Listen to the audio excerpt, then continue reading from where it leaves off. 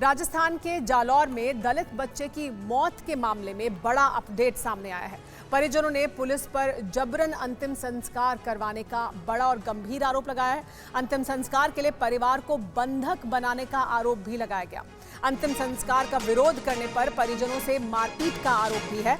8 साल के दलित बच्चे की स्कूल में पिटाई से हो गई थी मौत, जिसके बाद ये मुद्दा सुर्खियों में आया। जालौर के सुराणा गांव के स्कूल में ये घटना हुई थी, जिसके बाद अंतिम संस्कार के लिए परिवार का ये कहना है कि उन्हें बंधक बना लिया गया और जबरदस्ती अंतिम संस्कार कराया गया। जालौर के सुराणा गांव के स्कूल में ये पूरी घटना हुई थी। मैं 20 तारीख को लड़का ने भेजे थे स्कूल, जो मटकी में पानी पी तो 1 बजे थी थप्पड़ भाई, जो नाक ब्लॉक हुई।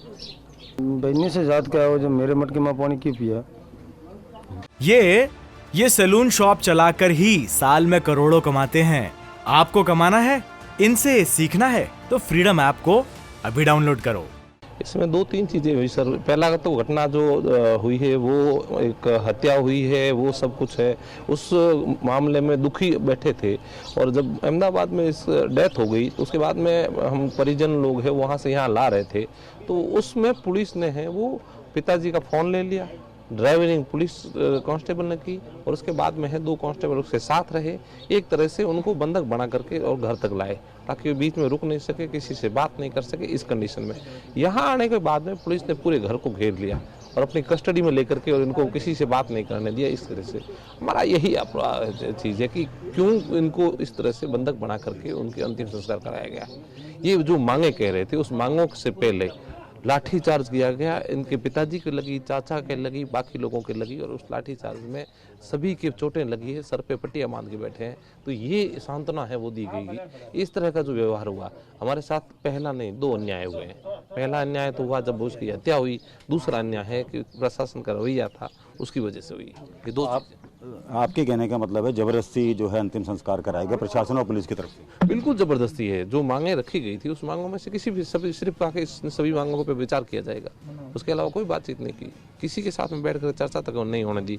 उससे पहले कहा है इसका अंतिम संस्कार के लिए, क्योंकि परिजन में सिर्फ घर के 2-4 सदस्य थे, उनको रखा गया। उसके बाद बाकी लोगों को लाठी बांध करके यहाँ से भगा दिया गया। तो उस मांगे हैं अभी आपकी, अभी भी आप जो है कुछ मांगे आपकी मानी नहीं गई हैं प्रशासन की तरफ से? लगातार जो है मंत्री भी आ रहे हैं यहाँ पर। 2 चीजें कहेंगे साहब, सीधी बात है। एक तो ये है कि जो मांग, जो चीजें दूसरी जगह पे पैकेज दे करके राहत दी जाती है उस तरह से राहत दी जाए। दूसरा, घटना के बाद में जिन्होंने किया उस प्रशासनिक अधिकारी और पुलिस अधिकारी, उन सबको है उनके खिलाफ कार्रवाई की जाए। TV9 भारतवर्ष के कैमरे पर जालौर का गुनाहगार छैल सिंह भी। आरोपी छैल सिंह का कबूलनामा सामने आया। मैंने बच्चे की पिटाई की थी, उसने कबूल किया है। बच्चे को मैंने थप्पड़ मारा था, ये कहा आरोपी छैल सिंह ने।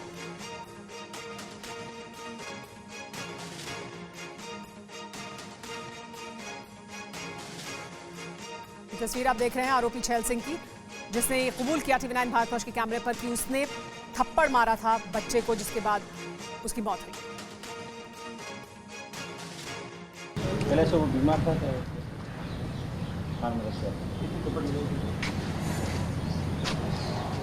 और भी साथ में बच्चों को मारा था आगे ले उसको।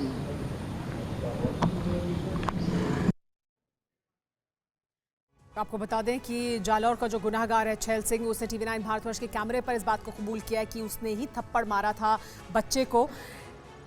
इस बच्चे के अंतिम संस्कार को लेकर अब परिवार विरोध दर्ज करा रहा है कि अंतिम संस्कार जबरन कराया गया। ये सैलून शॉप चलाकर ही साल में करोड़ों कमाते हैं। आपको कमाना है, इनसे सीखना है तो फ्रीडम ऐप को अभी डाउनलोड करो।